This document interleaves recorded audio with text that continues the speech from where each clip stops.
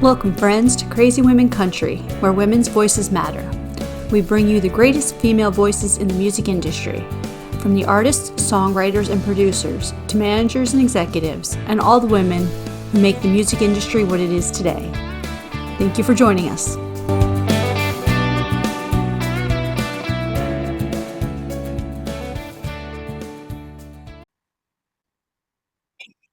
Welcome, friends, to another episode of Crazy Women Country. Today, we have the amazing Rebecca Correia on. It's so glad to have you. Glad to be here. Thanks for having me. You're welcome anytime. I was sitting here thinking, just before it was starting, you can see the anticipation on our faces, waiting for it to say, it's now recording. Any second. You sit there looking at them like, oh, the red light is now blinking somewhere. Yeah, we're on it now. Very cool. Okay, so Rebecca, the hardest question you're ever going to be asked. Who is Rebecca? I am a singer-songwriter from Massachusetts who resides in Leapers Fork, Tennessee, which is just outside Nashville. I was drawn to music early on and found it a way to heal myself and help heal others and connect with others. And it is something that's guided me on my journey and helped me at every fork in the road to decide which direction to go in. And someone who's a deep thinker, an empath, someone who really cares about humanity and the future of us as a community. Awesome. I love that. That's very cool. I always love the way people answer that question as a third person. Step outside yourself and look and look in on yourself. Who are... So tell us, who are some of the sheroes that inspired you musically? Oh, definitely Whitney Houston, Alanis Morissette. Let's see, my cousin Amy Correia for sure. She's a singer-songwriter as well, incredible writer, storyteller. And, I was lucky enough to, experience that 90s persuasion of strong women that came through, Paula Cole, Alanis, as I mentioned, Tori Amos, just a plethora of really inspiring, bold, strong, sometimes angry, sometimes sad, sometimes happy, sometimes hysterical, and hilarious. And just women that really weren't afraid to show their authentic self, top to bottom. That is awesome. I love that. Now, is it true that since the age of 9, you have written over 250 songs? I'm probably even higher than that. I haven't updated that number in some time, only because I kind of just lost track, and it wasn't so much about the number versus the fact that this was just a way of life for me. But yeah, absolutely. Probably closer to like double that now. Wow, that's impressive. That is impressive. So you've got them all in books everywhere, or is it just like little books of paper you've just put together? Yeah, when I was younger, I used to have journals that I would, compile all my lyrics and my changes in that. And then I moved on to more like a 3-ring binder. And now I'm more like digital online, getting everything compiled. And also things like copyright and whatnot helps you kind of chronicleize everything as well. Yeah. So, you kind of step into this more digitized world that we're in now, where everything's like very list. Yeah. Absolutely. I think that's well spoken, because I think every songwriter I've ever talked with, or same with me, like we have a list of our songs, and when we copyright them, who we wrote them with and things like that, just for tracking purposes. And yeah, it's just there's nothing like writing in that journal, and I still keep those, and I love handwriting my own lyrics in there. There's something about that feels really like, no pun intended, but tangible. It just feels very direct line from yourself inside to when you can see it right in front of you. It's very personal, isn't it?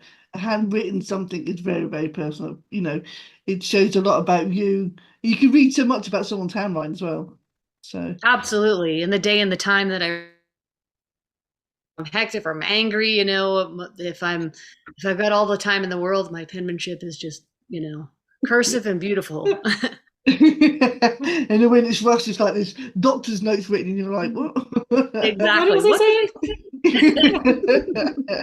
Yeah, I can saying? understand that. So obviously with the new record coming out now, I'm going to first ask before we even go into the record, tell me your most memorable moment of 2024. The most memorable moment was reaching, I think it's reaching our Kickstarter goal. That really defined the year, or it set the bar for the year. It would either be between that or making the actual record and that experience, but just the fact that I brought to the table this goal that we wanted to make a record, and this is what it's going to take, and this is what it would involve, and have my fans just like without it skipping a beat. You know, 3 weeks into our Kickstarter, you know, we raised over $23,000 to make the record, so it was super special to see that response, and it really set me up for the rest of the year to come. Just awesome. But it really shows you, doesn't it, how much people want your music, you know, and the fans' dedication. That's just awesome. That is amazing. Well done. Absolutely. I agree. I'm really grateful. That's very, very Perfect segue into talking all about your new album here, Flying. Yep. Yeah, Flying. We stepped into the studio April 1st, and I had given our producer Casey Wasner, you know, a bunch of songs to pick from, and we narrowed it down to these 5 songs for the EP, and just songs that really were very personal. 4 of them of which are originals, and then one that is a cover song, technically, "Speak to a Girl," which was written by Shy Carter, who's also featured on the song. Shy Carter, Dave Gibson, and Joe Sparger are the writers on this song. And it first came out in 2017 by Tim McGraw and Faith Hill. And when I heard it on the radio, it just, it hit me. Just the message was like everything that I had been wanting to say and was feeling. And it was a profound moment hearing that song. And I went on later to meet Shy accidentally at a club in New York City, and he came up after my performance and was so complimentary, and we really connected. And he just humbly mentioned that he's a writer of quite a few songs, one of which was "Speak to a Girl." So we forged a friendship after that and started to perform the song every once in a blue moon. And I knew, like, when this record was coming together, this was like high on my list of priorities and hopes to achieve for this record. You know, he agreed and came into the studio and nailed it. And so that was our first single of the record, which the record's called Flying. Comes out November 15th, which is next week. I don't know how that happened so quickly, but here we are. And very excited for my fans that helped make the record possible, and then my fans beyond, who are maybe just discovering me now, or maybe weren't able to be an actual part of the Kickstarter, but still were in full support and cheering me on. So really excited for them to hear the growth and the messages that we've compiled together on this record. That's awesome. It's going to be amazing. It has Thank to you. be everybody's playlist. It has to be. That's awesome. Yes. So let's talk about the one that got away. That song. Tell us a little bit about that, kind of how that one came about, and how you decided to put that one on the record, kind of, or as a pitched for the record, if you will. Yeah, I had compiled. It wasn't a huge list of songs, but because I was pretty sure of what might work best, and this song has been in my catalog for a while. I haven't played it live or anything like that. It was from a failed relationship from years ago, and circling back to some of my 90s influences. It kind of has that Alanis Morissette Jagged Little Pill vibe to it, where it's it's angsty and maybe even a little snarky in some respects, which with my growth now, and where I'm at personally, it's like I sometimes almost look back and I'd be like, oh, I can't even resonate with that emotion now. But I know that it was necessary for me to have the growth and then to be in the position that I'm in now. And I know that it was an empowering moment for me. So I'm hoping that it will empower other people that hear it and identify with it. Awesome.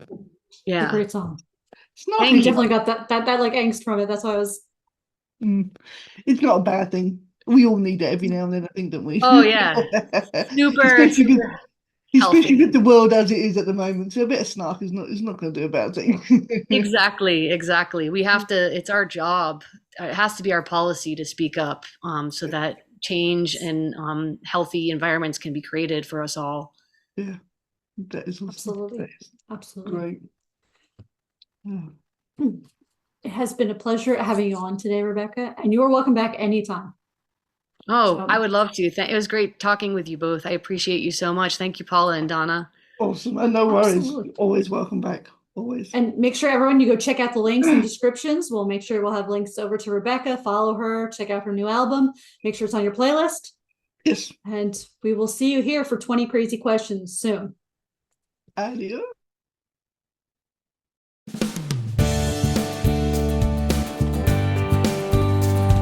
If you enjoyed today's episode of Crazy Women Country, don't forget to give us a thumbs up. Be sure to click the subscribe button for new interviews weekly. And thank you, friends, for joining us today on Crazy Women Country, where women's voices matter.